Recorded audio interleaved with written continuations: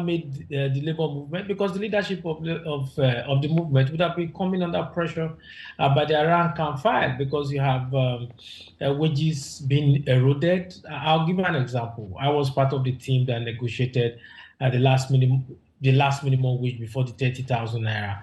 It was 7,500. We negotiated it from 7,500 to 18,000 naira, and the 18,000 naira was predicated on $120 a month, which comes to about $3 a day.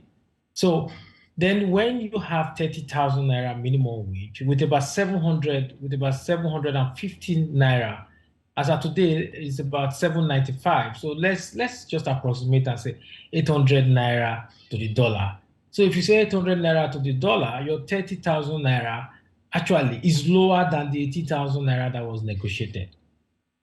So what you have, your 30,000 naira is now about $75 to $80.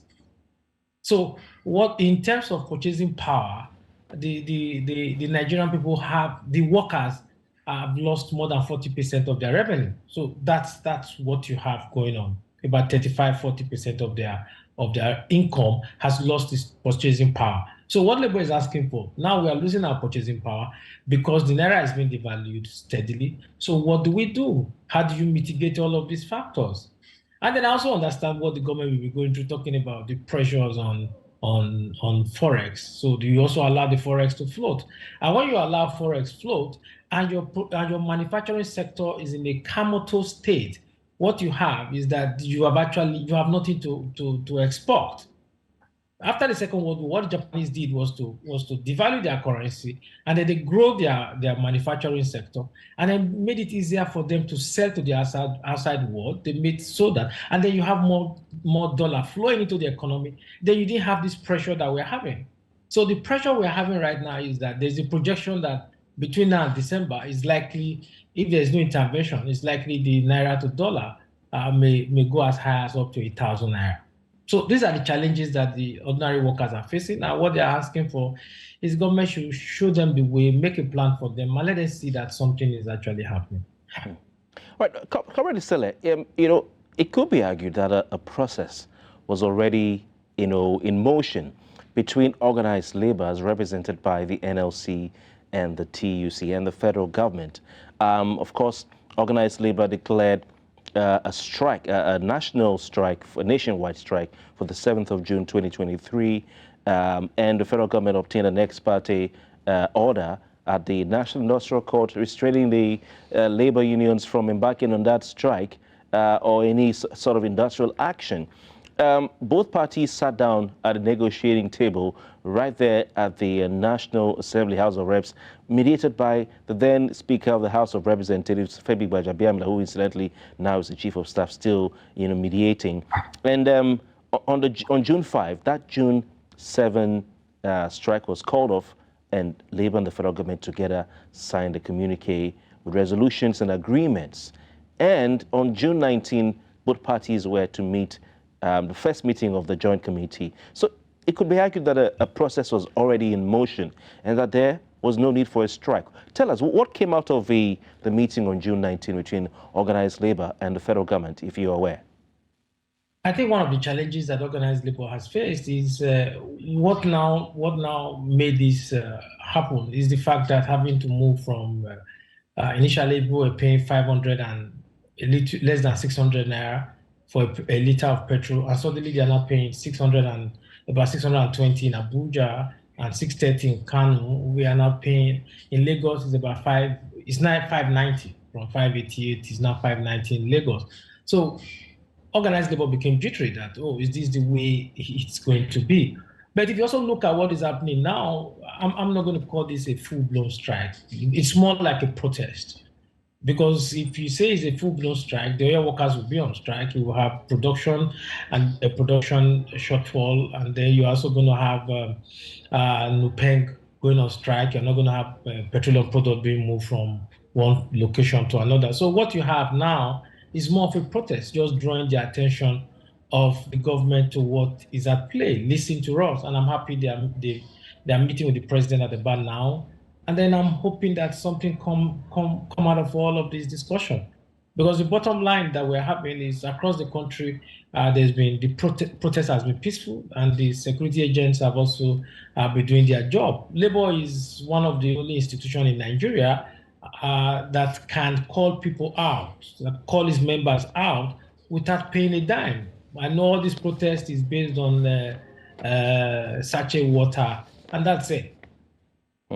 Okay. Comrade Sela, you've said the protest was peaceful. Well, Comrade, I'm sure you've seen the videos. Are you aware of what transpired at the National Assembly today, where members of the NLC and a lot of members of your union, the TUC, where your former president were there, or a National General Secretary, but they broke through the gates of National Assembly, pushed it down, marched, stepped on it, and took over the National Assembly.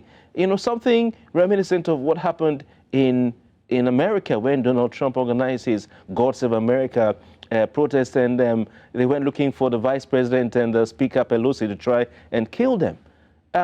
So some would argue that your claim that the protest today was peaceful is far from reality. What do you say to that? No, I think it was peaceful. I think what happened at the National Assembly is unfortunate, but let me also take your mind back. When we start our protest, we normally go to the National Assembly.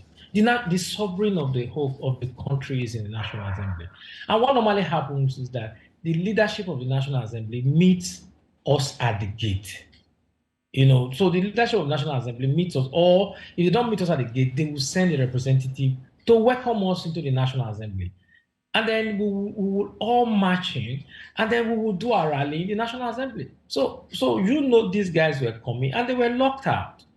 So that's why I use the word is unfortunate. They were locked out. And at the end of the day, you saw the rally that was held at the National Assembly. Members of the National Assembly were also there to address the workers. That is the norm.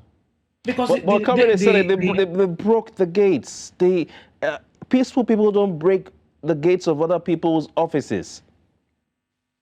You heard what I said. I said it's unfortunate that happened. But when you talk about peaceful people, we're not going to break other people's offices.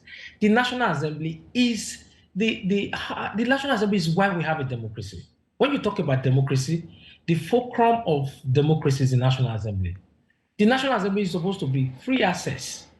And they are aware that the president of NSC and the president of TUC are coming there.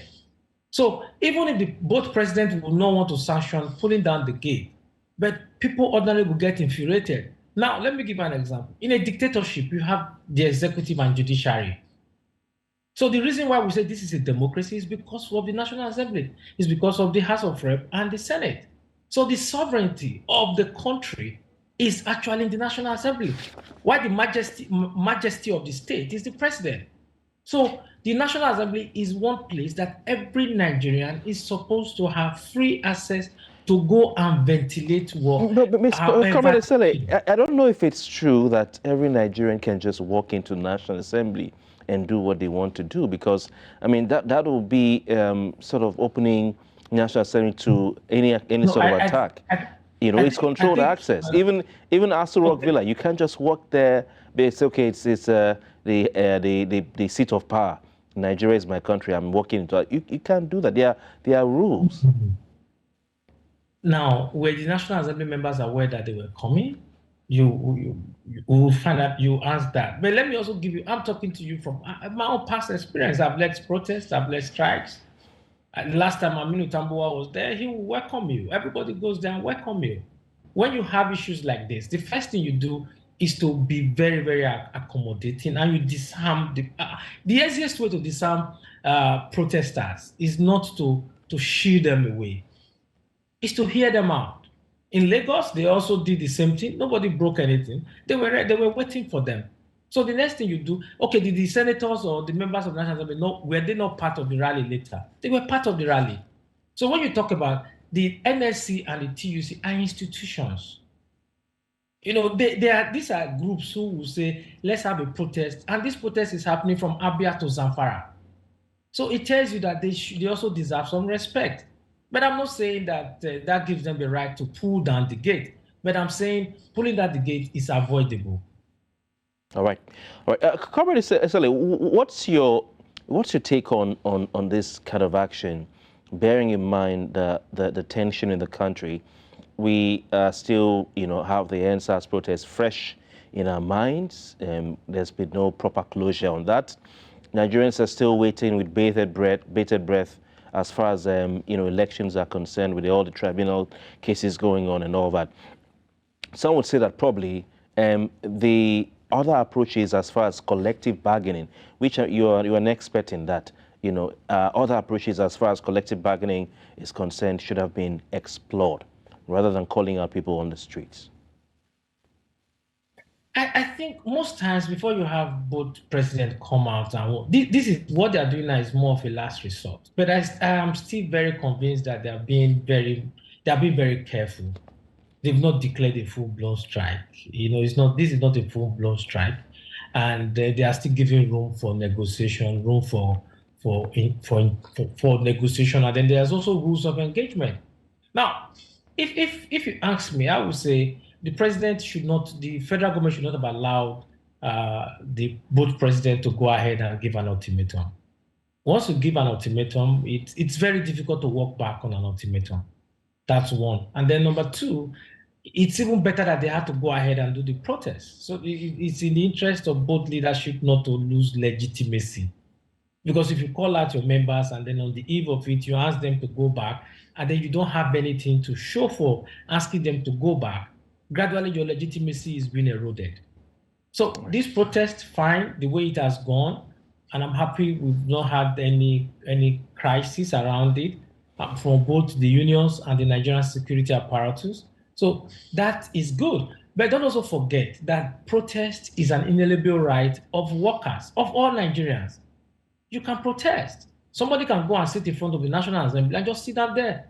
So it's his own right. The Constitution guarantees that.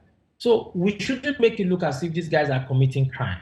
All we need to do is how best to ensure that this doesn't get out of hand. All right, Comrade, I won't want to stretch this, but destruction of public property is against the law. So we're not making it seem as if they're committing a crime. Who is destroying public properties right now? When you break the gate to National Assembly, that is, someone tweeted at me, and said that he's concerned about how much we budgeted to fix that gate. Could it might budget millions? That is very, very unfortunate. For that to happen is very, very unfortunate. Okay. Nobody encourages violence. All right. And I'm telling you, I don't think the leadership of NSA and TUC will support anything like violence. No. Okay. It's against how the movement operates. All right. Okay, let's dwell a little bit on this thing called subsidy. Organized labor is at some point, through its leadership, had said that the president had increased the price of petrol in the country. NNPC was fixing the price. But I listened to a recent TV interview by your co-comrade, Joe Ajero of the NLC, who said that, okay, in actual fact, the President Tinubu had not increased the price of petrol, but they had opened it or left it open to market forces. It would take a walk down memory lane. We realized that all this liberalization of the downstream sector is part of the roadmap as outlined in the Petroleum Industry Act, which is law.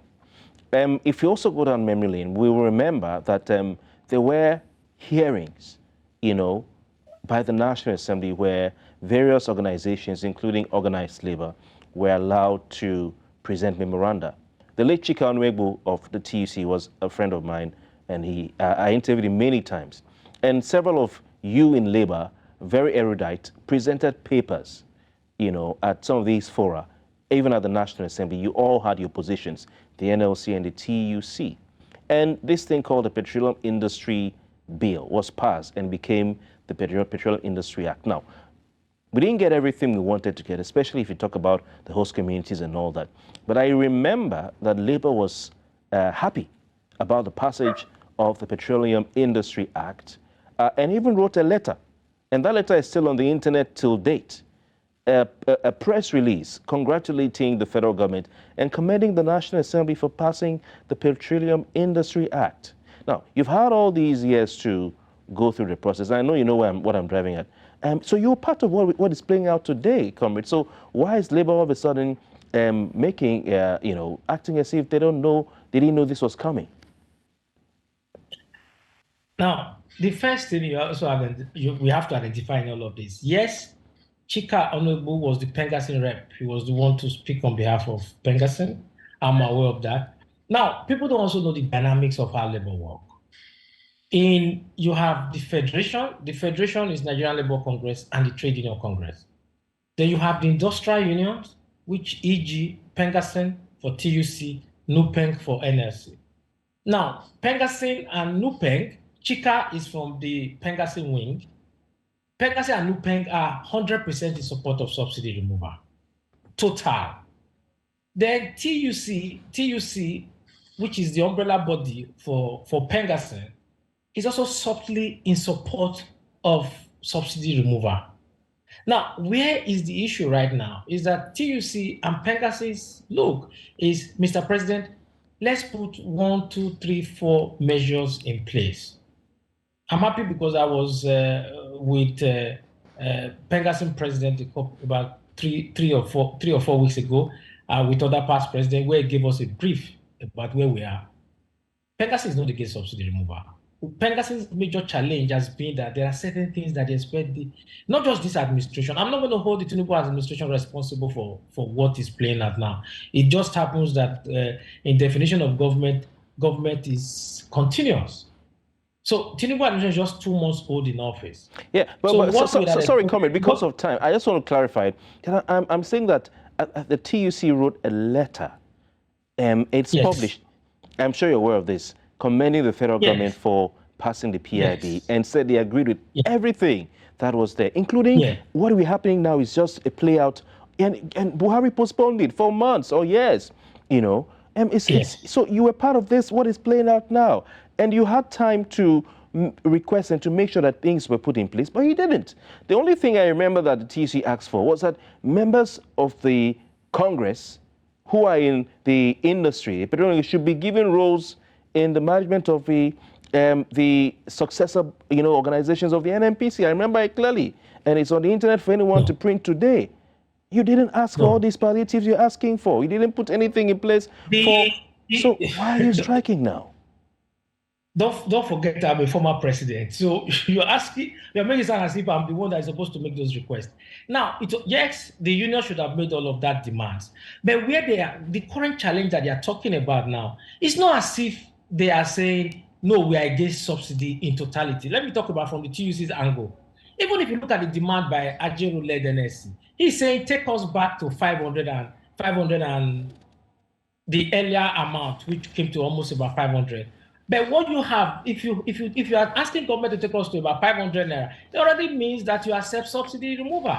What they are talking about now is intervention that will mitigate the hardship. That's what they are talking about. Invest in CNG. Okay, why are the refineries not working? Take it out on why the refineries are not working. And let me tell you something that will play out now.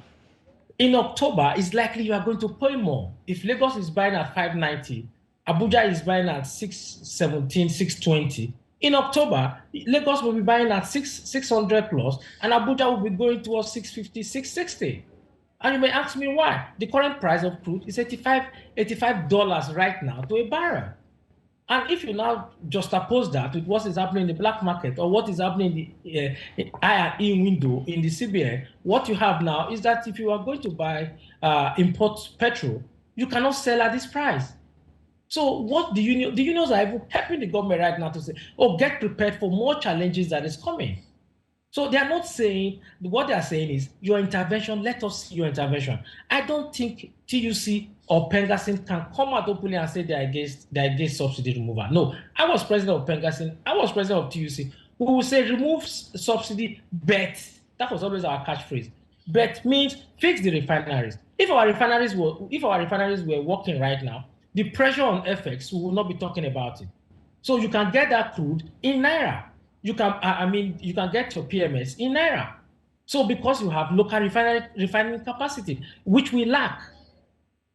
All right. Comrade Peter Essella, I wish we had more time with you, and I want to thank you very much for that. We know you're no longer, leading the TUC, but we want to thank you for so eruditely answering all our questions and giving us your expert opinion. We hope to have you again on this program in the near future. Thank you for having me.